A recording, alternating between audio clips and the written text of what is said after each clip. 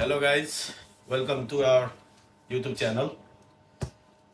आज चाहिँ म सुसी राइस बनाउन गइरहेको छु। कसरी बनाउँछ, कुन चामल युज गर्छ, कति क्वान्टिटी, सबै कुराहरू सिकाउन गइरहेको छु। रेस्टुरेन्टहरूमा धेरै किसिमको हुन्छ, आफ्नो तरिकाले कति पकाउने, कति गर्ने, आफ्नो रेसिपी बनाएको हुन्छ, त्यो अनुसारको हुन्छ। आज चाहिँ हाम्रो रेस्टुरेन्टमा बनाउने राइस चाहिँ म तपाईँहरूलाई देखाउन गइरहेको छु। यो चाहिँ हाम्रो सुसी राइस, यसको नाम चाहिँ सिन्जु माई हुन्छ। धेरै क्वालिटीको राइसहरू हुन्छ, तर हाम्रोमा चाहिँ यो सिन्जु माई भन्ने युज गर्छ। अर्कोमा म तपाईँहरूलाई बक्स देखाइदिन्छु। अहिले चाहिँ मसँग बक्स एभाइलेबल छैन यसको। So let's start. यसलाई चाहिँ अब हामी यहाँ पानीमा हाल्छु, चिसो पानी। यो चाहिँ चिसो पानी भयो। यो चाहिँ तपाईँ यो छान्नको लागि चिसो पानी। यो फर्स्टमा चाहिँ धेरै भिजाइरहनु हुँदैन, किनभने यसको यो जुन बाहिरको यो सेतो भागहरू हुन्छ यसलाई चाहिँ छिटो फालिसक्नुपर्छ। अनि त्यसपछि सेकेन्ड टाइममा चाहिँ तपाईँहरूले राम्रोसँग धुन सक्नुहुन्छ। यो चाहिँ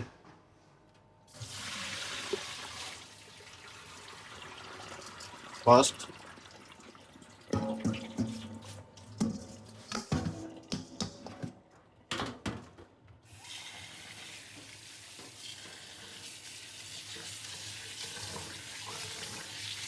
देन यो सेकेन्ड टाइम सकेसम्म राइसलाई चाहिँ 3 चोटि वास गर्दाखेरि चाहिँ एकदम बेटर, साइनिङ पनि राम्रो निक्लिन्छ।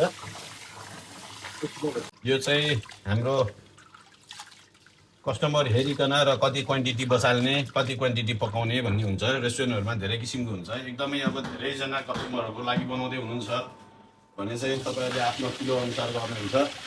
यो चाहिँ हामीले चाहिँ अहिले जम्मा 2 किलो बसालेको हो। 2 किलो राइस बनाउँदैछु। यो सेकेन्ड टाइम भयो। अब यो फाइनल वास।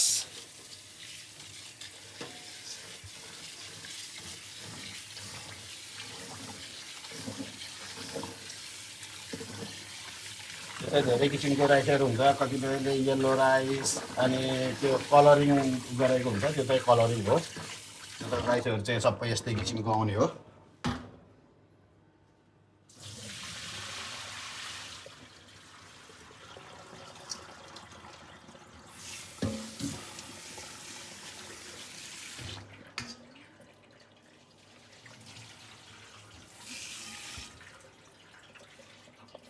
ओके, हाम्रो राइस चाहिँ वास डन भयो।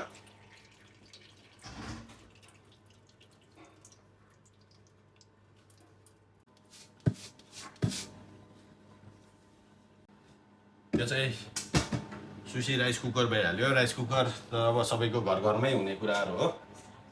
सुसीको राइस कुकरै भनेर गर्नु पर्दैन, जुन राइस कुकर गर्दा पनि हुन्छ। राइस कुकर चाहिँ हुनु पर्यो। यो चाहिँ मैले नेट बिछाएको छु। यो नेट बिछाउनुको कारण चाहिँ भात तल स्टिकी नहोस्, निकाल्ने बेलामा चाहिँ तल यो राइस कुकरमा नटाँसियोस्।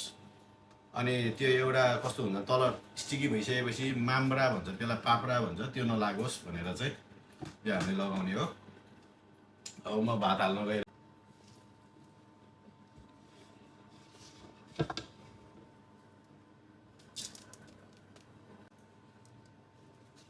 यो चाहिँ अब चामल यी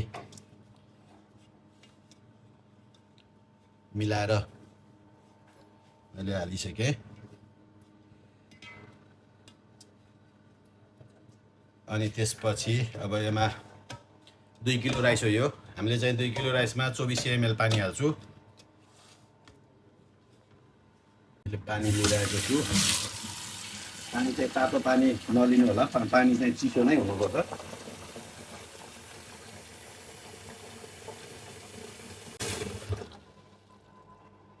एक्ज्याक्टली 2400।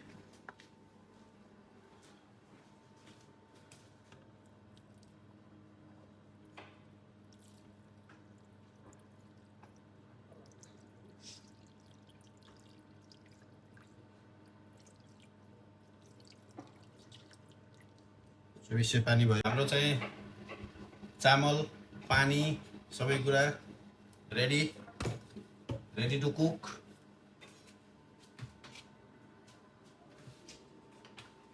राइस कुकर हाम्रो चाहिँ ठाउँ अलिक सानो छ गाइस है त्यही भएर चाहिँ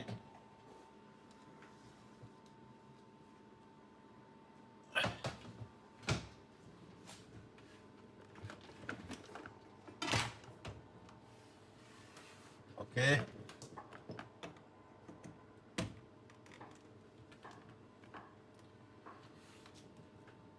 on let's see in 35 minutes to cook ल गाइस हाम्रो भात चाहिँ पाकिसक्यो रेडी भइरहेको छ है अब यसलाई चाहिँ फेरि अझै 15 मिनट यो चाहिँ वार्मिङमा राख्नुपर्छ यो चाहिँ तार निकाल्दिएर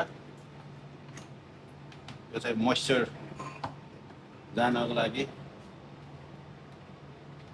निकाल्नुपर्छ त्यसपछि अब 15 मिनटको लागि काममा बिजी भइन्छ सो घडी 15 मिनट त्यसपछिको टाइम गाइस हाम्रो भात चाहिँ पाकिसकेको छ है भात चाहिँ रेडी ठाउँ सानो छ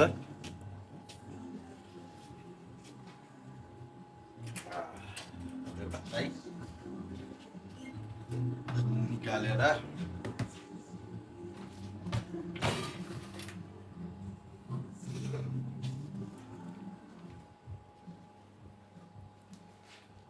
चाहिँ रेडी भात चाहिँ हाम्रो रेडी छ है अब यसमा मौली हाल्न बाँकी छ यो चाहिँ हेनगिरी हो हाम्रो स्पेसल भातको लागि सुसी राइसको लागि हुन्छ यो चाहिँ स्पेसल मेड बाई जापान हेनगिरी भन्छ यसलाई यो चाहिँ हाम्रो सु भन्छ राइस भिनाग्रे हामी चाहिँ भातको क्वान्टिटी अनुसारको क्वान्टिटी अनुसारको मौली हाल्छु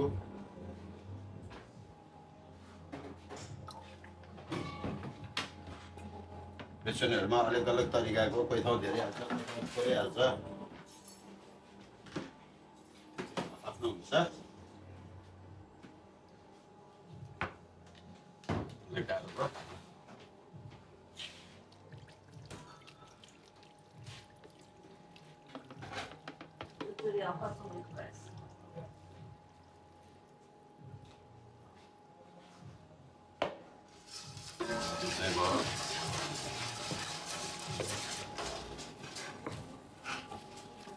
भातलाई चाहिँ प्रेस गर्नु हुँदैन यो चाहिँ हल्का तरिकाले यसलाई छुट्याउने मात्रै अब पाकेको भातलाई पानी हाल्यो भने जस्तो छुट्टिन्छ त्यस्तै छुट्टिन्छ यो